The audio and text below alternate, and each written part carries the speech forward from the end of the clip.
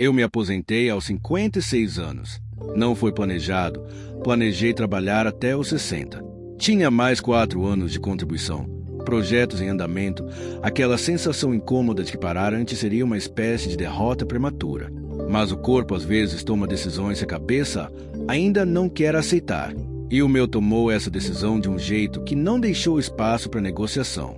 Trabalhei 31 anos como técnico de manutenção industrial.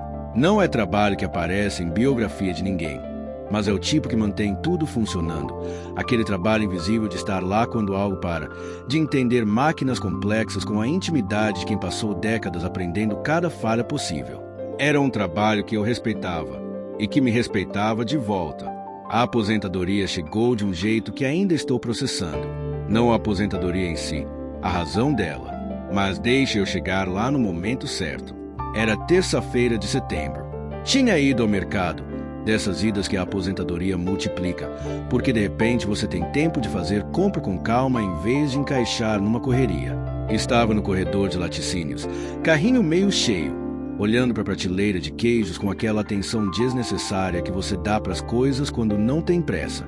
Lembro do queijo Mina desembalado a vácuo, etiqueta vermelha.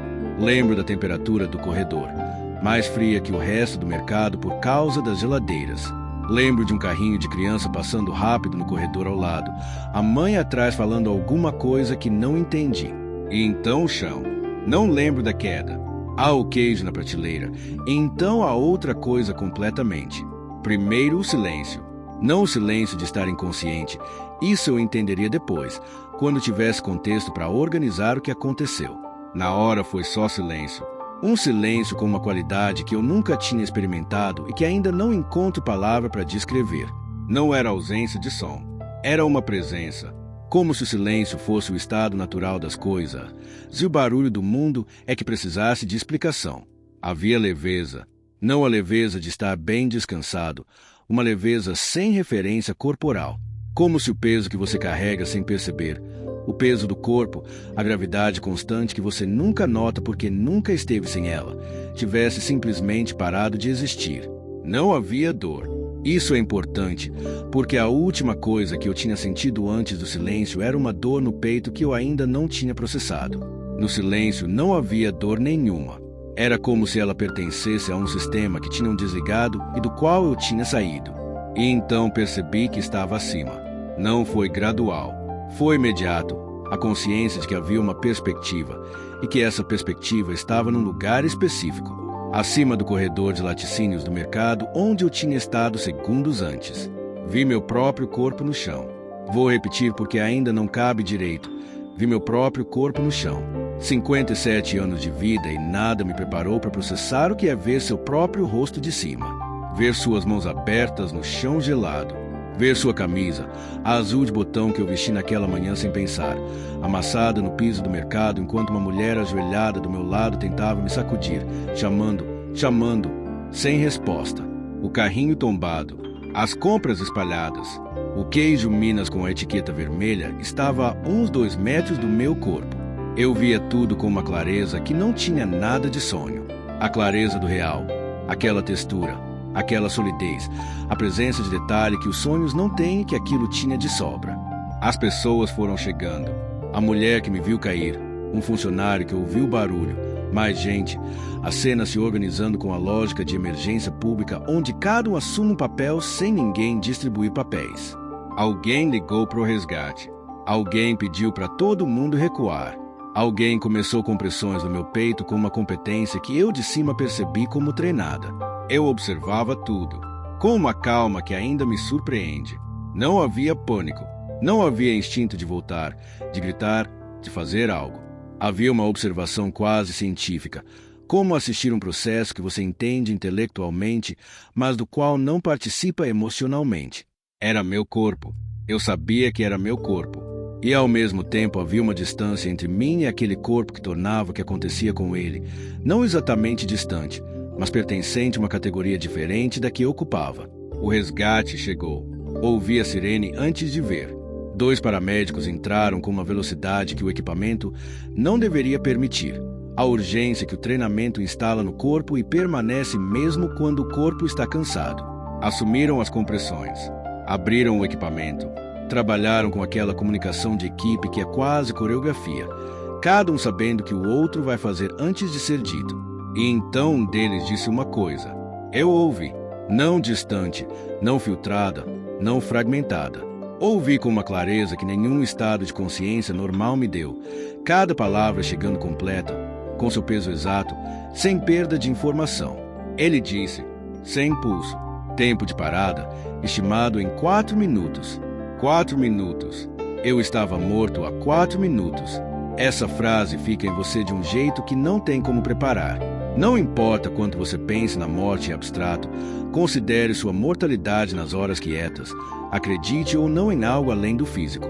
Ouvir as palavras sem impulso ditas sobre seu próprio corpo, no presente, sobre você, não sobre alguém, sobre você, é uma experiência sem analogia. Eu estava morto e estava lá ouvindo. Continuaram trabalhando. O segundo paramédico preparou o desfibrilador com movimentos que eu reconhecia de televisão, mas que ao vivo tinham uma seriedade que a TV não transmite. O gel, os eletrodos, o aviso para se afastar. Primeiro choque.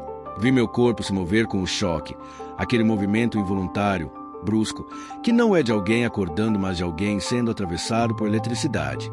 Nada. Segundo choque. Nada.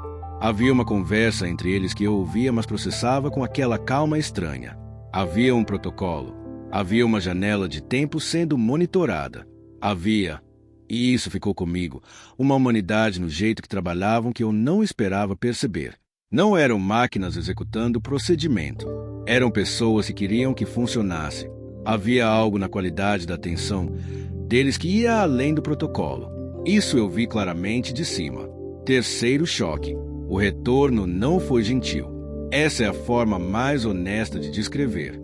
Não foi gradual, não foi suave, não foi o tipo de acordar que você associa a algo bom. Foi uma irrupção, como se tivesse empurrado algo de volta para dentro de um espaço que ficou vazio e que resistia ao preenchimento. A dor voltou primeiro, antes da consciência, antes da orientação, antes de processar onde estou ou o que aconteceu. A dor voltou. No peito, nas costas onde o asfalto esteve, nos músculos que as compressões trabalharam. E então as vozes, não mais de cima, de dentro do nível do chão, de dentro do corpo, de dentro da perspectiva que ocupei a vida inteira antes daqueles minutos que agora parecia estranhamente pequena depois da alternativa. Um dos paramédicos disse, voltou, com uma expiração que era alívio antes de ser qualquer outra coisa. Eu queria dizer que tinha ouvido tudo, que tinha visto tudo, que tinha estado lá o tempo inteiro. Mas a única coisa que o corpo conseguia naquele momento era respirar, aquela respiração irregular de quem está reaprendendo como se faz. Então respirei. O hospital foi uma semana, UTI por 3 dias, enfermaria por mais 4, exames em sequência para mapear o dano e a causa e o que precisava ser feito para que não acontecesse de novo. O diagnóstico: fibrilação ventricular causada por uma condição cardíaca que passou despercebida por anos. Veio com instruções que mudaram a rotina de um jeito que ainda estou ajustando. A aposentadoria veio da necessidade. O coração que funcionou 57 anos sem pedir atenção, pediu atenção de um jeito impossível de ignorar. Não me arrependo. É estranho dizer, mas é verdade. Não me arrependo de ter parado. O trabalho que eu planejei fazer por mais 4 anos ainda estava lá quando saí, mas eu estava diferente. E a versão que voltou do mercado naquela terça de setembro não era a mesma que entrou. Não contei sobre o que vi no hospital, nem para minha esposa, que ficou ao meu lado a semana inteira sem dormir direito nenhuma noite. Ela que tem sono leve de quem está sempre com metade da atenção acordada esperando algo. Nem para o meu filho mais velho que viajou de outro estado assim que soube. Nem para minha filha que chegou no segundo dia com os olhos vermelhos tentando não parecer que chorou no caminho. Não contei porque não havia palavras. Não havia organização suficiente do que aconteceu para transmitir sem que parecesse outra coisa. Delírio, efeito do estado físico, qualquer coisa menos o que foi. Fiquei com aquilo em silêncio por meses. Fui organizando aos poucos, não como informação comum. Não era uma narrativa que ficava mais clara com o tempo. Era mais ir encontrando as palavras certas para algo que palavras não foram feitas para descrever. Pegando as aproximações menos insatisfatórias, se construindo com elas. Contei para minha esposa 6 meses depois.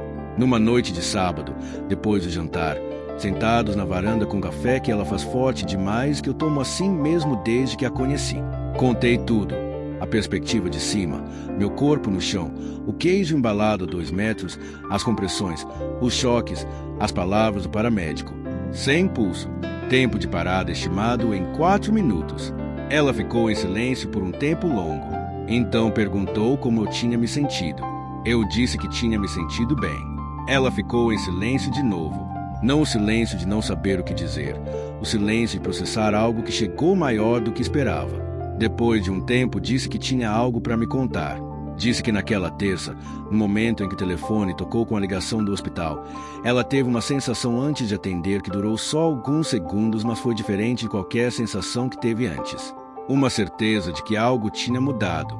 Não de que eu tinha morrido, de que algo mudou de uma forma que não tinha como voltar atrás completamente. Perguntei que horas eram quando o telefone tocou. Ela disse: era o horário em que os paramédicos estavam no 3º choque. Ficamos na varanda com o café esfriando entre a gente e o bairro fazendo seus barulhos noturnos. Um cachorro no quarteirão de baixo, um carro passando, a televisão da vizinha filtrando pela janela. Não tinha muito a dizer depois disso. Tenho uma relação diferente com o tempo desde então. Não é que tudo ficou mais lento ou que passei a apreciar cada momento com intensidade de filme sobre doença terminal. Não é isso. É mais sutil. É uma consciência de que o tempo tem uma textura que eu não percebia antes, que é a diferença entre minutos que você atravessa e minutos em que você está. Antes eu atravessava mais do que estava. Agora estou mais do que atravesso. Não sempre. Não perfeitamente. Sou o mesmo homem de 57 anos com os mesmos hábitos, impaciências e dificuldades. Mas há uma camada de atenção disponível que não havia, ou que havia, mas estava coberta por outras coisas. Meu filho mais novo tem 23, mora aqui. Aparece para jantar às quintas quando consegue. Disse semana passada que eu fiquei mais paciente. Perguntei com quem. Ele disse que com tudo. Não disse nada, mas entendi o que ele percebeu. Há uma coisa que ainda carrego de um jeito específico. As palavras do paramédico. Sem pulso. Tempo de parada estimado em 4 minutos. Eu estava morto quando ele disse isso.